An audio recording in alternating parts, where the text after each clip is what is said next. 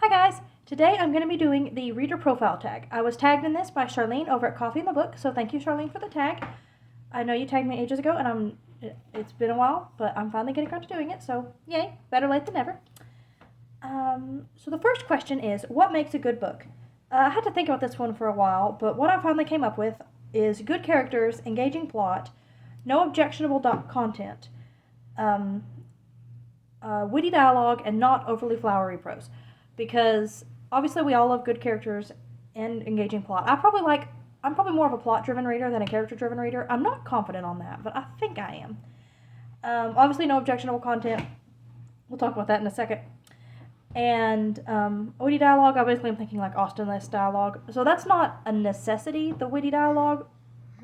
And even some flowery prose I like, but I don't like it when it's just over the top.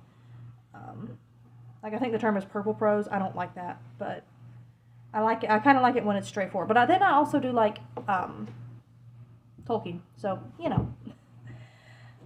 What are you currently reading is the next prompt. And for that, let's see. I'm currently reading Grimm's Fairy Tales for Anne's Challenge. And also The Gates of Zion by just by Bodhi Tani. I'm also about to start a book about Leah for, Rachel's sister, Jacob's wife, for Cat's Challenge. And, I need to read The Princess and Curdie by George MacDonald for my challenge. Yearly challenge. And then I'll have done all the yearly challenges this month that I was planning to. So, those are what I'm currently reading and what I'm about to start. What is the last book you did not finish and why? The last book I didn't finish is Can't Help Falling by Kara Isaac. And, I just didn't finish it because content. I believe what was happening was, and that was back in November, I believe, because it was C.S. Lewis related. So I was really excited to read it for my readathon, but it went poorly. I believe it was like, even though the main character wasn't a Christian, like the girl, she had thoughts about doing things with him that her love interest that I was like, no, I don't want to read about this even if you're not a Christian. Like, you don't have to think about, I don't want you to think about that on page. So, yeah, I quit that book. Alright, what obscure book do you wish other people would read? And I feel like I know a lot of obscure books, but I am going to answer The Gates of Heaven series by C.S. Lakin. This is a very, whimsical fairy tale-esque. What are you doing? Sorry, the baby's over here, and I'm trying to monitor him also. I'm monitoring you. Yes, I am. Yes, I am. He's more of a toddler now than a baby. He walks around all the time. He's getting big on me. Anyway, so the Gates of Heaven series is whimsical, very much. It's very fairy tale-esque. I really enjoyed the series. I need to reread it, and I would suggest trying to binge read them because I read them with a few years. No, that's a big stack. You want to play with this box? Is that what you're wanting? Is the box? You can have the box, but you can't have the big stack of books. That's going to be a big mess I have to clean up later. But, oh well. Okay. The Gates of Heaven is... I did not binge read them because I didn't have them all. I would suggest if you can, trying to binge read them because they are really, yeah. They're very, they do wind up being connected. They seem more like standalones at the beginning, but by the time you get to the end, they're actually all connected. And so it would be really a wise idea to read them all in order. Close together. What is the longest book you have read? Middlemarch by George Eliot. That was a stupidly long book. Yeah, very stupidly long. Alright, if you could have a dinner party with 5 fictional characters, who would they be? Okay, I have 2 groups here. So I have the fantasy group and the classics group. So the fantasy group, I've picked Lucy Pevensey, Eowyn from Lord of the Rings, Rena from... What is that book? Aktar, Blades of Aktar. Tristine from the Alan series, and Chiron from that other book, Ilion. I feel like if I could have all 5 of those girls at my table, we would have a really good time together. And then the 5 classics characters were Lizzie Bennet, Jane Eyre, Anne Shirley, Alice in Wonderland, and Margaret from Margaret Hale, North and South. Again, I feel like we would just all have a good time together. I feel like that would be really fun. And we could just let Lizzie and Anne talk at each other, and the rest of us just kind of sit there and watch. That would be really fun also.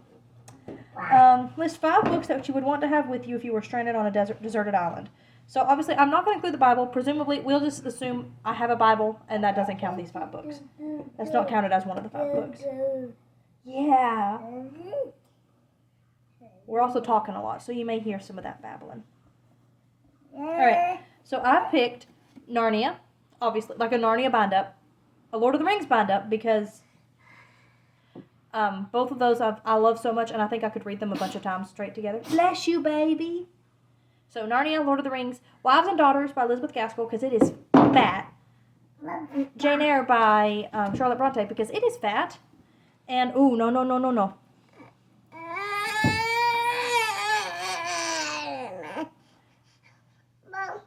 Those are big books. They will hurt you. You can't play with those. Yes, that one is yours. Here. You want it? That's one of your books anyway, so you can play with that one. Alright, Jane Eyre by Charlotte Bronte, just because I think it's kind of long also, and I think it would last me a while. And then I put one that I haven't read, but I've seen the miniseries, so I want to read it. And this position would force me to read it. And that is Little Dorrit by Charles Dickens, because, yeah, that's very long, and it would last me a long time. Alright, what is one book that you could not put down? For this, I answered In This Moment by Gabrielle Meyer, because I did take breaks in it, but I was hooked, and I really wanted to finish that book. So technically, I did put it down, I guess, but the spirit of the question, In This Moment. I read it after I had the baby, so I had a baby to tend to while I was reading it. Alright, list 5 books or authors that you will never read. Alright, so I have 3 classics and 2 more modern Christian fiction. So the classics are The Awakening by Kate Chopin, because no, I'm never touching that. War and Peace, because no, I don't want to read it. I just don't have any desire to read it. Moby Dick, again, no desire. That is another stupid long book that I am just not going to read. I don't want to put myself through it. My husband also DNF'd it, and he said that, like, I don't know, he really did, he was I don't know. If I need to know anything about Moby Dick, I think I can get it from my husband. And then the 2 that so I don't think any of those are really controversial, not reading, among Booktube, or at Christian Booktube. But my other 2 are, so, yeah. So, one of them is Redeeming Love by Francine Rivers. Once upon a time, I enjoyed the Mark of the Lion trilogy by her, as well as, like, her biblical novellas. And I need to reread those to see what I think. I'm afraid that they go too far in, content for me now, because I have changed as a reader. And if I'm afraid those go too far, I know for a fact Redeeming Love does. Like, basically, I am 100% confident I would not finish. I would have to DNF Redeeming Love, from what I understand about it. So I'm not reading. I'm just never going to try it. And then finally, Mistletoe Countess by Pepper Basham, for the same reason. Marriage or Convenience in general doesn't work for me a lot of the time because of that particular reason, like the content reason. So I think Mistletoe Countess probably goes further than most even that I've read. And so I don't even want to try it. I liked Hope Between the Pages. I've thought about trying Authentically Izzy. I'm not sure if it has that same like level of content as Mistletoe Countess. I would think being epistolary it doesn't. So I might try that one day. I don't know. But I'm not going to read the Mistletoe Countess series. I don't remember what it's called now. Freddie and Grace. The Freddie and Grace Mysteries. no. So yeah. Let me know that. That's probably going to be a little controversial, but it's fine. It's fine. We all have different convictions. It's fine. I don't feel like I should read that. And then finally, if you were to write a book, what would it be about? And I'm so glad you asked, because I have written a book. I have written a book that is a lot like, it is a non-magical medieval fantasy, Christian, obviously. I'm sorry, I'm just looking at the baby. It is a non-magical medieval fantasy, and it is a lot like the story of David in the Bible. And it is a lot like Prince Caspian. And also kind of like the Alan series that I've talked about before. Not as much about Alan, except for the ending. I really need to edit the ending, because the ending is a lot like the ending of Alan. Anyway, but basically, it is about, my main character is a guy named Elias, and he is a noble, although I never technically gave him an official title. I need to probably do that, now that I think about it. But he is good friends with the king of this kingdom of... It has been so long since I've read this book. I'm blanking on what the name of the kingdom is. Australia? I think it's Australia. So he is friends with the king. And they're also... There's a three-friend group. Elias, King... Roald. I was trying to make sure that wasn't his dad's name in my head. I had to remember what his dad's name was. And Jonathan. Jonathan is the son of the general of Australia. And the three of them are really great friends, really close friends. And trying to figure out, I guess I can tell you this much at least. So Elias discovers that his father not only believed in the god that Murdrall used to worship, an analog for the real god, called the One. Elias discovers this, and very soon after, he learns that the general, Yularan, his best friend's dad, wants to kill him. And so he goes on the run, and maybe meets up with a few people that they thought were not around anymore. No, they did remember. So Elias goes on the run and meets up with the servants of, they're called the faithful. They are the servants of the one true God. And he meets their princess, and they're living in hiding and stuff, and things ensue. And Elias I am really proud of the fact that the main conflict of the book is actually not the battle and the war and stuff. It's actually Elias's inner turmoil with his faith, and wrestling with God like Jacob, sort of. He's trying to come to an understanding of why people would believe in God, because he was raised believing in no God at all. So, that is a sort of summary of my book. I've notes a little. I hope I didn't give away too much of it.